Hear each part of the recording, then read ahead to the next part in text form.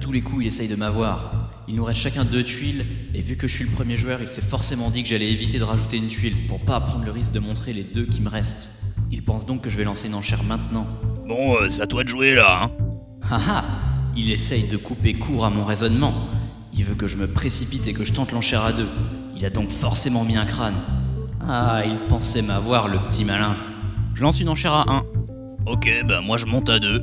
J'avais mis ma rose. En fait, j'ai perdu mon crâne au premier tour, donc j'avais pas trop le choix. Bon bah, j'ai gagné du coup.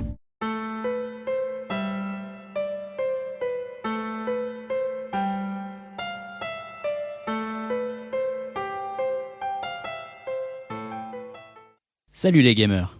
Bienvenue dans ce second épisode de Premier Joueur. La dernière fois, on avait parlé de l'aléatoire généré par le jeu. Aujourd'hui, nous allons voir celui qui est généré par les joueurs. On parlera donc aujourd'hui du bluff. Le bluff est une mécanique connue de tous, le jeu emblématique de cette mécanique étant un jeu classique, le poker. Les jeux de société modernes ont su faire évoluer le bluff pour créer de nouvelles mécaniques, parfois dans des jeux où le bluff est l'ingrédient principal, parfois dans des jeux qui n'utilisent qu'en partie le bluff. Et c'est de toutes ces nouvelles mécaniques que nous allons parler aujourd'hui. On pourrait définir le bluff de la manière suivante. Il s'agit d'un coup ou d'une suite de coups illogiques qui ont pour but de tromper l'adversaire et le contraindre à faire des erreurs. Le bluff est donc possible à partir du moment où au moins un des joueurs connaît des informations que les autres ignorent. Cette mécanique est la base de tous les jeux de bluff, notamment le poker où les joueurs sont les seuls à connaître la valeur de leurs mains. Pour prendre un exemple plus moderne, le jeu Geister, dont la réédition française s'appelle Fantôme contre Fantôme, utilise un système simple de jeu abstrait, des pions qui se déplacent sur des cases, mais y ajoute une composante de bluff en distinguant 2 types de pions. Les fantômes gentils, représentés par un point bleu, et les fantômes méchants, représentés par un point rouge. L'astuce étant que l'on ne connaît l'identité que de nos propres fantômes, et pas ceux des adversaires. L'objectif du jeu étant soit de manger tous les fantômes gentils adverses, soit de faire en sorte que notre adversaire mange tous nos fantômes méchants, soit d'emmener un fantôme gentil à l'autre bout du plateau. Le simple fait de cacher cette information enlève tout le côté calculatoire du jeu et en fait donc un jeu de bluff. Hormis cacher seulement des paramètres de la partie, il existe une mécanique qui consiste à cacher le but de chaque joueur.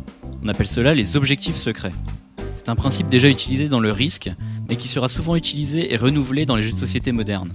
Au point qu'une autre mécanique dérivée sera créée et donnera naissance au jeu de Social Deduction. Le représentant phare de ce type de jeu est très connu, même des non-joueurs, il s'agit des loups-garous de tierce-lieu. Globalement, les jeux de Social Deduction sont des jeux où les joueurs possèdent chacun un rôle secret, et donc un objectif également secret. Ces jeux sont souvent faits pour que les joueurs communiquent énormément entre eux, parce qu'ils sont en équipe ou parce qu'un trade se cache parmi eux par exemple. Ces jeux en particulier soulignent quelque chose de très important. Les jeux de bluff sont un exemple de ce qui est le cœur du jeu de société, le côté humain, qu'on ne retrouvera pas de la même façon dans les jeux vidéo. On le voit très clairement dans les échanges qui se font dans les jeux de Social Deduction, mais également dans la tension qui semble émaner d'une partie de poker. On parle souvent de psychologie lorsqu'on parle de bluff, et c'est très exactement ce qui donne l'intérêt à ces jeux. Les humains n'étant pas capables de générer du hasard, le but sera de comprendre la logique de son adversaire.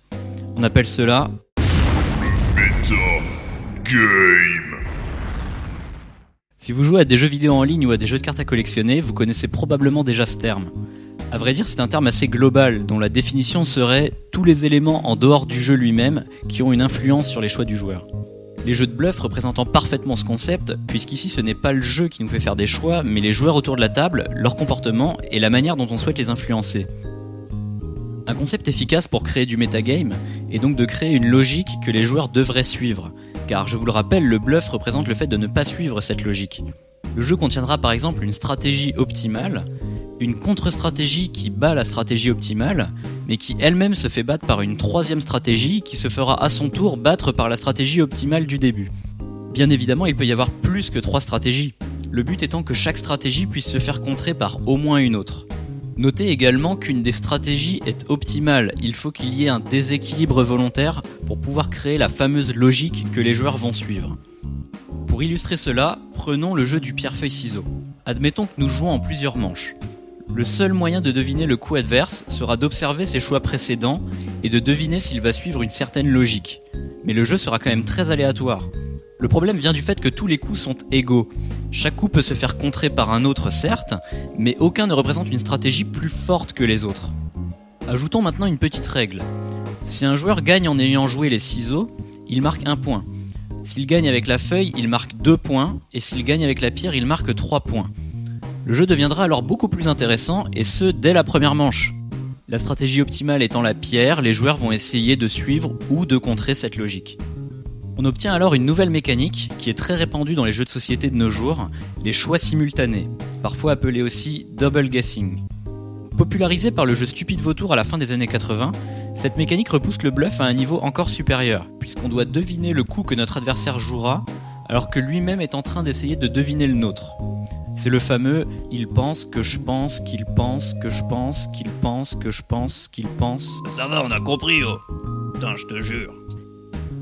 Un point que souligne cette mécanique, mais que l'on peut retrouver dans d'autres jeux de bluff, c'est la différence entre le bluff à court terme et à long terme. C'est un peu compliqué à expliquer et je vous invite à aller voir mon 2e épisode de Chirurgeux si vous désirez avoir un exemple concret. Voilà, nous avons donc vu les mécaniques principales utilisées dans les jeux de société pour y ajouter du bluff. Bien évidemment, il existe de nombreux aspects que nous n'avons pas vus, comme certains party games qui se mettent à utiliser ce genre de mécanique, des jeux qui obligent les joueurs à mentir, ou encore l'utilisation du double guessing dans les jeux de gestion. J'espère en tout cas que cette vidéo vous aura plu. Si c'est le cas, n'hésitez pas à la montrer à vos amis ou à me laisser un petit commentaire. A noter que je viens d'ouvrir un compte Twitter, @lepionfesseur, ainsi qu'une page Facebook que vous pouvez retrouver dans la description de la vidéo. Ciao les gamers!